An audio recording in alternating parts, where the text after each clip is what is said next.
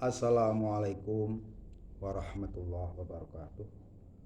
Kepada para saudara-saudaraku pecinta Turos atau pecinta Suluan Mataram, marilah kita bersama-sama untuk mengkaji yaitu suatu kitab tasawuf atau kitab tarekat, kitab yaitu Minhajul Atqiya, yaitu karya Kiai Soleh Darat Semarang. Kita mulai pada halaman kedua sebagai muqaddimah. Bismillahirrahmanirrahim. Alhamdulillahirabbil alamin. Wassalatu wassalamu ala sayyidil mursalin sayyidina wa maulana Muhammadi wa ala alihi wa ashabi ajmain. Asyhadu an la ilaha illallah wa asyhadu anna Muhammadar Rasulullah sallallahu alaihi wasallam. Amma ba'du, mongko tatkalane ningali ingsun ing kitab Matan Nadham Hidayatul Atqiya ila Thariqil Auliya karangane Syekh Al-Alamah Zainuddin Malibari. Mongko demen ingsun ing yen to gawekaken terjemahe minangka kaya sarahe kelawan terjemah basa Jawa krana supaya manfaat marang para mukmin. Kene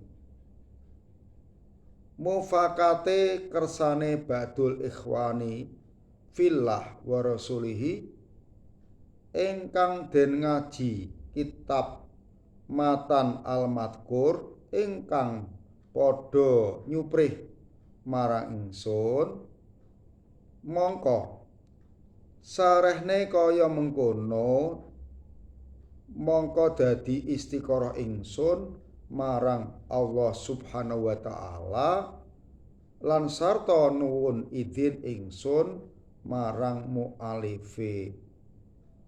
Mongko oleh isyarah ingsun kelawan isyarah bil idni.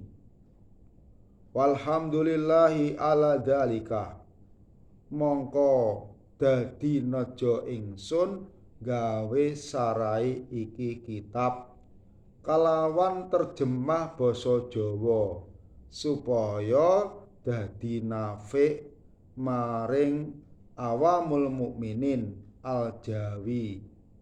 Krana wis pira-pira ulama ingkang wis padha gawe sarai iki nadham kelawan tembung bangsa Arabi. Mongko akeh ingkang padha durung ngerti, anging ingkang ngerti ulamae. Anapun wong awam Jawi mongko ora padha ngerti, balik ora padha ngrungu critane iki nadham. Mongko ing khaleta awamul Arab wal Ajam iku mesti wajib ain ngaweruhi critane iki kitab nadham. Utawi misale iki nadham krana bapa lan wali iku wajib muruki anake awit umur 7 taun hingga umur 15 taun. Muruki ing dalem usuluddin lan ing dalem furuuddin, lan yaiku ilmune syahadatain lan ilmune salat sarta syarat rukune kaya ilmune thaharah, jinabat, wudu sarta syarat rukune lan imane lan ilmune rukune Islam kabeh. Mongko dadi persifatan muslim lan wajib malih ngaweruhi arkanul ilman wal ihsan. Mongko dadi persifatan mukmin. Mongko ora sampurna namane mukmin yen ora kelawan takwa Allah taala lan yaiku nglakoni perintah lan ngeduwi cegah lan sampurnane ibadah lan taat yen ora kelawan tinggal maksiat bale ora nama taat yen ora tinggal maksiat mulane ana setengahe kersane para ulama as-sufiyah ora sah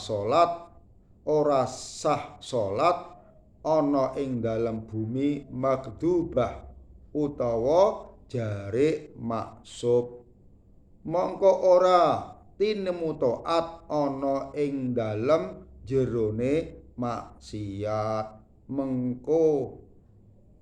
mengko buri bicarane insya Allah taala wallahu alam bisawab.